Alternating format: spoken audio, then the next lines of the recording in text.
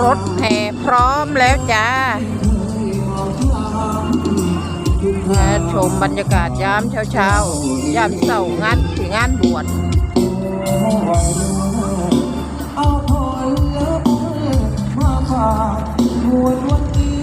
อันนี้นักอันนี้วงของคน